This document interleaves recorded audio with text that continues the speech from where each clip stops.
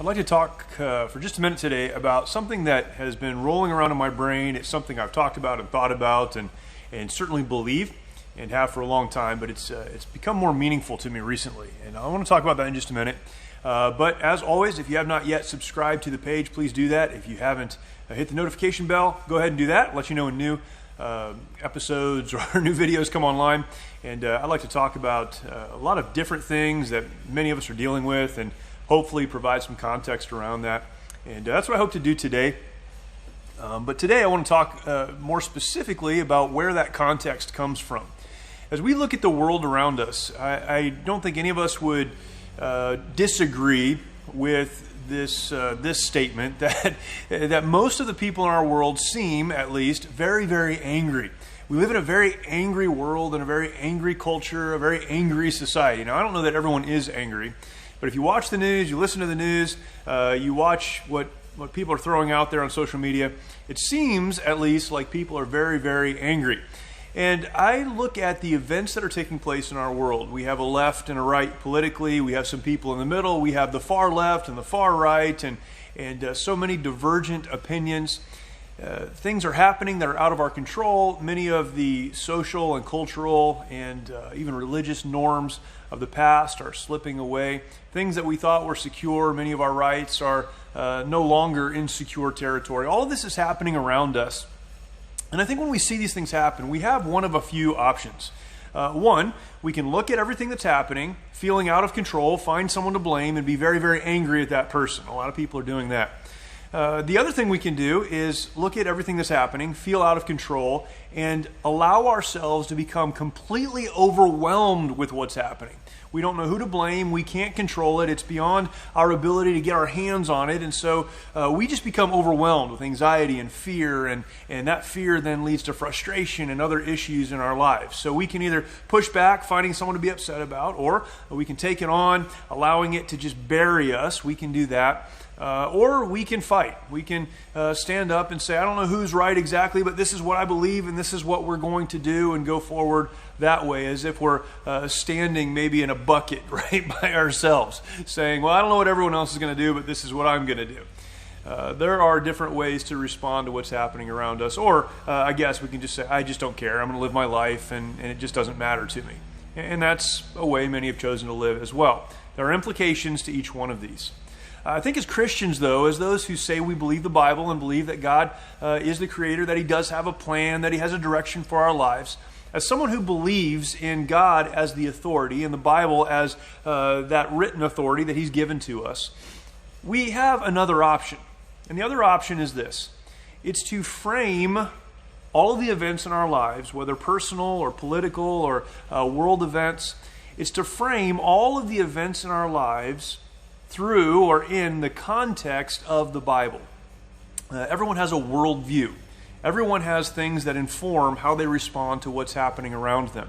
As Christians, we know that it is what we have been called to do, or what we've been called to do, is to allow the lens through which we see the rest of the world to be the Bible, Scripture, truth. Because that truth is unchangeable. I think sometimes we forget this, and we even forget just how important a biblical worldview actually is. And I've been thinking on this so much lately. Again, I say this a lot, but my kids are getting older and they're moving on, and I want them to have the ability to navigate life. And so these things are becoming more real to me as I get a little bit older, and my kids are moving on, and I'm trying to help people who are growing up. This is a much more real conversation to me than it probably has been in the past. But what do we do with what's happening around us? We need to step back, stop looking for people to blame, stop allowing ourselves to be overwhelmed by the anxiety of not being in control. Get to the truth, the Bible, which is God's truth to us, and ask the question, from the perspective of Scripture, from the perspective of the Bible, how do we deal with what's happening? This is something that is a huge conversation, obviously, and this needs to be applied in each area of our lives, but it's very important on the outside that we establish in our own lives. What I'm going to do with what's happening in the world around me is look at things biblically and respond the way that God would desire for me to respond. When we do that, so much of the anxiety goes away, and when the anxiety goes away, the fear goes away. And we'll revisit anxiety and fear, but we come back to Scripture and say, all right, what does the Bible have to say about this? We treat people the way that God has told us to treat people, with love and kindness, and praying even for those that would hurt us or decide to use us. The Bible tells us to pray for them. Dealing with world leaders and political leaders and civic leaders in the way that the Bible outlines for us, with respect and care. Dealing with those who may work for us in the right way, nurturing them and bringing them up and encouraging them and helping them, treating them the way that we would like to be treated. All of these things are informed by our understanding of who God is and what Scripture says.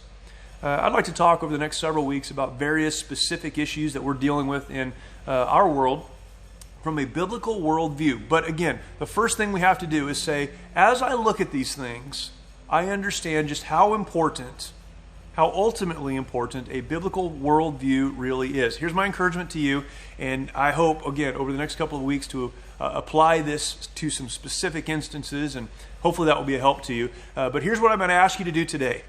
Just decide that instead of getting caught up in the hype of everything that's going on around you, we're all inundated by this.